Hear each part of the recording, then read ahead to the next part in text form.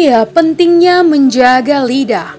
Renungan kita pada saat hari ini, mari kita lihat dalam Amsal 18 ayat 21. Hidup dan mati dikuasai lidah.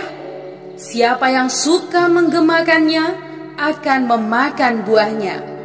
Iya teman, lidah adalah bagian tubuh manusia yang sangat kecil, namun memiliki pengaruh yang sangat besar.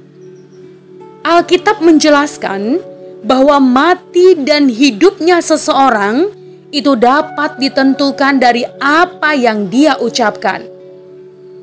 Iya, lidah dapat menjadi faktor penentu masa depan kita, yaitu ditentukan dari apa yang diucapkannya, apakah kejahatan atau kebaikan. Iya teman, jika kita bisa menjaga lidah kita untuk mengucapkan hal-hal yang baik, maka kebaikan yang akan kita peroleh. Begitu juga sebaliknya, ketika kita mengucapkan hal-hal yang jahat keluar dari mulut kita, maka hal yang jahat pula yang akan kita terima.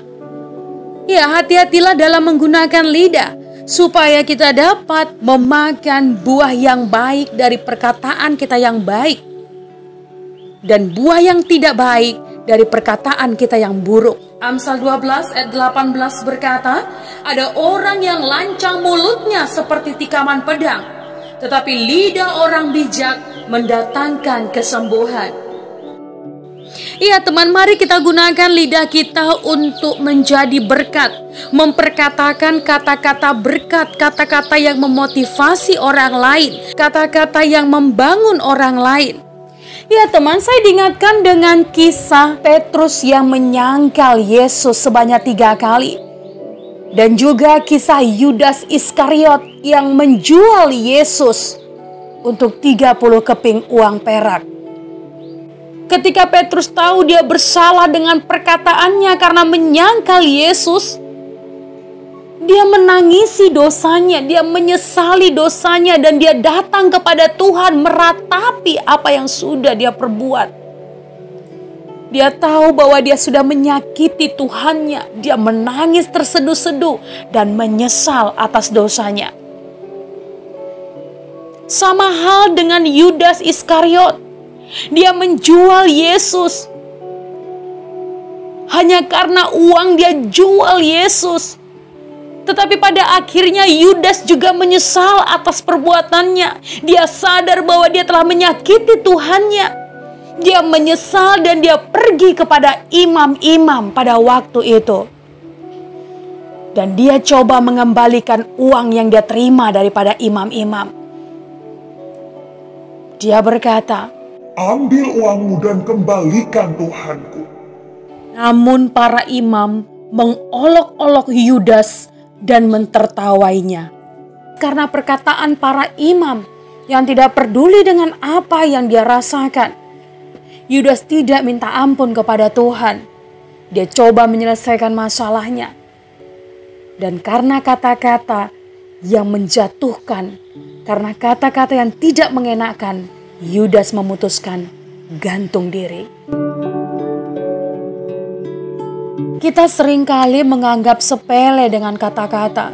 Ketika kita marah, ketika kita mulai tersinggung, sakit hati, mulai keluar kata-kata kutukan, mulai keluar kata-kata yang tidak mengenakan, bahkan mulai keluar kata-kata yang menyakiti orang lain. Kata-kata kotor yang seharusnya tidak pantas diucapkan oleh anak-anak Tuhan. Tetapi ketika kita marah tanpa pengontrolan diri, tetapi ketika kita marah tanpa penguasaan diri, dengan sendirinya kata-kata itu keluar. Dan orang yang menerima kata-kata kotor dan menyakitkan akan mengalami luka di dalam hatinya.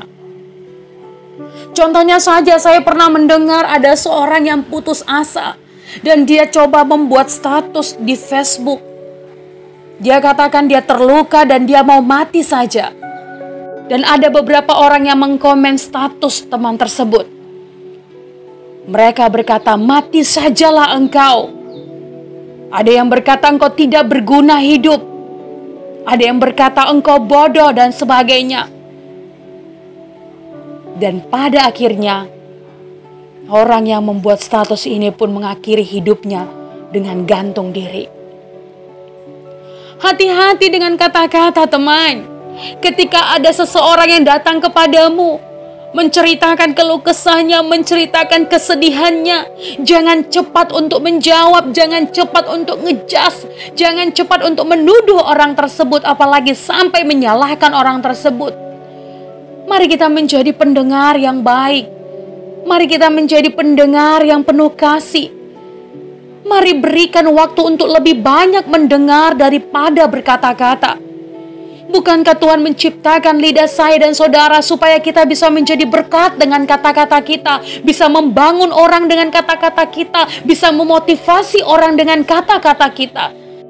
Ya, ketika kita mempersembahkan tubuh kita menjadi persembahan yang hidup, yang kudus, yang berkenan kepada Allah. Firman Tuhan berkata, itu adalah ibadah yang sejati. Termasuk kata-kata kita di dalamnya, perkataan yang penuh kasih, perkataan yang membangun, memotivasi, dan memberi dorongan untuk semangat yang baru kepada mereka yang patah semangat. Mari menjadi berkat dimanapun kita berada. Biarlah kasih Tuhan memenuhi hati saya dan saudara, sehingga kasih Tuhan membawa mereka yang di dalam kegelapan untuk melihat terang Tuhan yang ajaib. Jangan ucapkan kata sia-sia, jangan berkata kotor. Ucapkanlah firman Tuhan dan kata-kata berkat yang penuh dengan kasih Tuhan. Tuhan memberkati.